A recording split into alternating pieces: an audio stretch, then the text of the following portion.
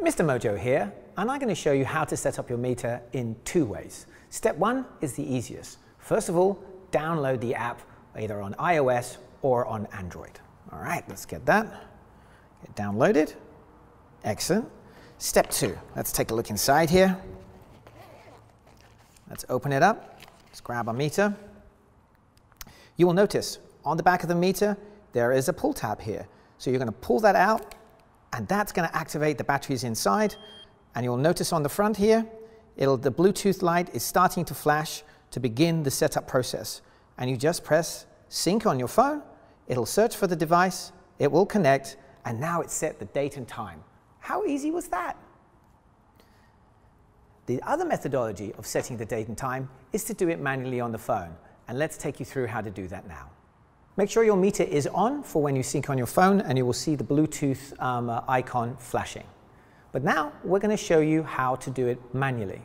All right, so let's take a look at how we set the time. The two buttons on the side here, you can either move them up or down like that, or change between the fields. So do you like a 12-hour clock, or do you like the 24-hour military time?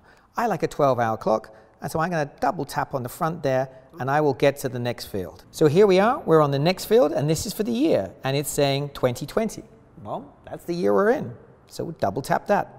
The next thing we're going to set up is the date format. It can be either set in the American way or the European way.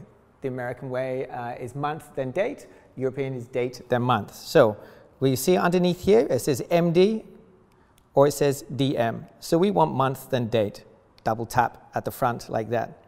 The next thing we're going to set up is the actual month and the date. So we are here in September, but if you are in October, move it up one. Or if you're in November, move it up, or you can move it back by simply using the buttons. When you've got to your today's date, you double tap on the front there to get to the next field. So the next field, we're going to go to the date. Here it is showing us September the 3rd, but if I want to go to the 4th, I can keep moving it up, or I can come down to bring it back that way there. Once we've got to the date that we want it set to, let's make sure that's the 3rd. Yes, there we go. We double tap on the front to get to the next field. And now we're going to do the time. So we're going to advance the time. It is 10, double tap to set that. Now we're going to do the minutes. I'm going to move that up. Let's have a look, 10, 20. Keep moving it up there, like so. And double tap to set it. Now, it's going to ask it, do you want it to beep? Yes, I like my meter to beep, so I'm going to double tap on the front there. And now we're going to come into the alarm settings. I like to use the alarm on my phone most of the time, and we'll cover over alarms another day. So you say alarm 1 off, alarm 2 off, alarm 3 off, alarm 4 off, and then we get to setting up your hypoglycemic warning. You can set the actual level at which you'll have your meter beep at you for hypoglycemia. This is useful to adjust if perhaps you're fasting, or that you can actually have slightly lower levels of glucose. So it says hypoglycemia on, so yes.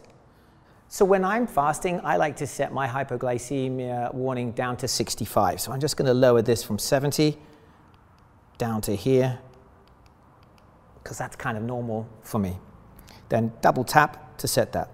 The next piece we're going to do is a ketone warning. So we're going to put that as to being on, double tap that, because this is a concern for diabetics for ketoacidosis. Ketoacidosis only happens in the presence of high glucose and high ketones. Once you have pressed the button twice to finish that, the meter will automatically switch off and you are ready to test.